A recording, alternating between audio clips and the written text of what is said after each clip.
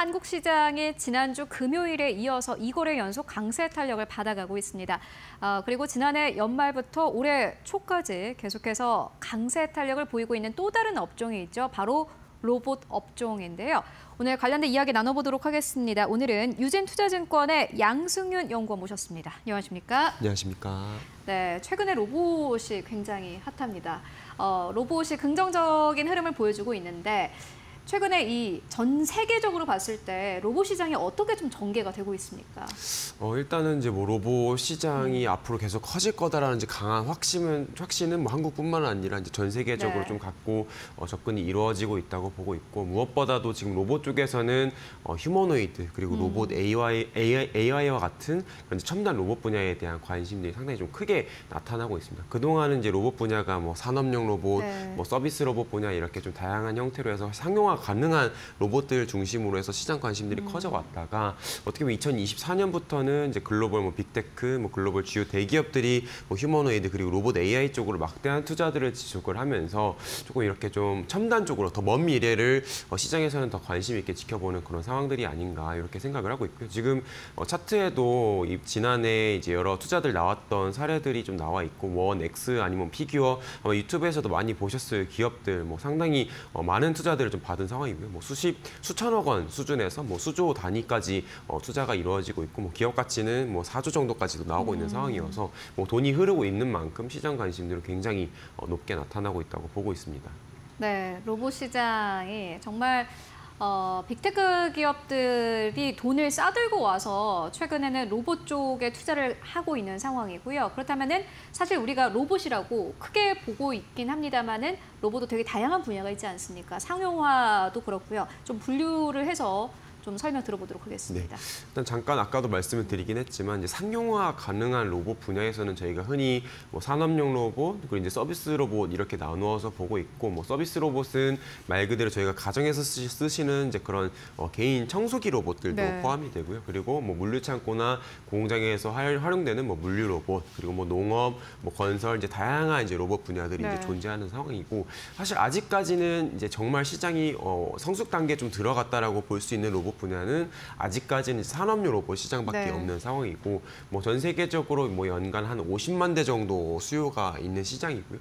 보통 저희가 이제 금액으로 환산하면은 뭐 20조 원에서 30조 원 정도까지 되지 않을까 이렇게 기대를 하고 있습니다. 아직 이제 뭐 서비스 로봇도 그렇고, 그리고 아까도 말씀드린 뭐 휴머노이드 분야는 아직은 좀 태동 단계이기 때문에 뭐 어느 정도 규모의 시장 규모다 이렇게 말씀드리긴 조금 이제 어려운 부분들은 있지만은, 뭐 이제 글로벌 외국계 이제 증권사들에서 예측하는 것들은 뭐 2050년까지는 뭐 연간 6천만 대 수요까지 좀 올라간다. 이제 이렇게 이야기도 하고 있는 상황이고, 그걸 뭐 대당 뭐 1,000만 원, 2천만 원으로 가정을 해서 보면은 뭐 천조 단위의 시장이 나오기 때문에 앞으로 상당히 좀 시장 규모 자체는 뭐 저희가 의심할 필요가 없이 커지게 될 거다. 물론 이제 기술적으로나 아니면 이제 사회 수용적인 측면에서 이게 가능할까에 대한 부분들은 또 이제 별개의 문제지만, 어쨌든 지금 시장에서 바라보는 그런 이제 그 규모들은 이제 거기에 좀 시선이 초점이 맞춰져 있다 이렇게 보실 수 있을 것 같습니다. 네, 알겠습니다. 사실 지금 시장 규모가 뭐 추정해서 나오고는 있습니다만은 그 규모 자체도 사실 확실치 않은 것 같습니다. 앞으로 얼마나 더 커질지 그 부분을 오히려 기대해 볼 수 있을 것 같고요. 그리고 최근에 삼성전자가 레인보우 로보틱스의 최대 주주로 등극하지 않았습니까? 휴머노이드 시장에 뛰어들었다라는 것만으로도 좀 시장에서 환호를 하고 있는 듯한 그런 분위기 나오고 있는데요. 삼성전자가 휴머노이드 로봇 시장에 뛰어들었다라는 것은 무엇을 의미합니까? 사실은 이제 저희가 뭐 로봇에 투자하실 때 뭐 휴머노이드, 로봇 AI 이제 이런 걸 할 수 있는 그런 기업들을 많이 여쭤보시고 또 많이 찾아보시는 부분들이 있는데, 네. 아직 우리나라 기업들이 이렇게 휴머노이드, 로봇 AI 완제품을 만들기까지는 엄청난 막대한 자본들이 또 필요로 그렇죠. 되는 만큼 결국은 이렇게 또 자본력이 풍부한 대기업들의 참여가 불가피하다라고 보고 있는 상황인데, 어쨌든 이 국내에서도 가장 대표되는 삼성전자가 휴머노이드 로봇을 비롯해서 이 로봇 시장에 좀 강한 의지들을 계속 보여주고 있다는 그 점 자체가 긍정적이다라고 보고 있고 이번 같은 경우는 기존에 보유하고 있던 레인보우 로보틱스 지분 15%에서 이걸 35%까지 20% 정도 끌어올린 상황이고 네. 기존에 저희가 뭐 단순히 돈만 투여를 했다라고 하면은 이제는 이제 여러 가지 인적 교류도 좀 활발하게 이루어지고 양사 간의 기술 시너지나 이런 부분 협력들이 더욱더 강화될 것이다. 그러면서 한국에서도 뭐 테슬라의 옵티머스라든지 아니면은 뭐 피규어의 그런 휴머노이드 로봇과 같은 그런 이제 휴머노이드 로봇들이 계속 개발되고 또 시장에 공개가 될 것이라는 기대감들은 좀 가져가 볼 수 있지 않을까 이렇게 생각을 하고 있습니다. 네, 알겠습니다. 그렇다면은 다른 기업들은 현재 로봇 쪽에 얼마나 또 어떻게 투자하고 있는지도 궁금한데요. 네, 일단은 뭐 한국 같은 경우는 지금 뭐 많은 기업들이 로봇 분야에 투자를 하고 있습니다. 뭐 대표적으로 작년 같은 경우는 LG전자가 이제 미국의 베어로보틱스라고 네. 하는 서빙 로봇 전문 어떻게 보면 이제 자율주행 로봇 쪽에 투자를 한 바 있고요. 그리고 방산 기업으로 또 잘 알려져 있는 LIG 넥선 같은 경우는 고스트 로보틱스라고 네. 하는 이제 사족보행 로봇 또는 이제 군용 로봇 하는 기업에 투자를 하기도 했고 또 작년에 또 연말에 뭐 삼성전자가 이제 레인보우 로보틱스 투자한 것도 있기는 하지만은 또 이제 포스코 그룹에서 뉴로메카라고 하는 협동 로봇 업체에도 일부 이제 자금을 좀 투하한 부분들이 있어서 계속해서 이 시장 관심들은 좀 나타나고 있고 각자 좀 다른 전략 방향성으로 이 투자들에 좀 나서고 있는 상황이다 이렇게 말씀을 드리고 있습니다. 네, 많은 대기업들 뭐 앞다퉈서 역시나 삼성전자처럼 로봇 시장에 계속해서 투자를 하고 있고요. 그렇다면 삼성전자 같은 그런 M&A 이런 것들이 앞으로도 좀 이어질 거라고 보십니까?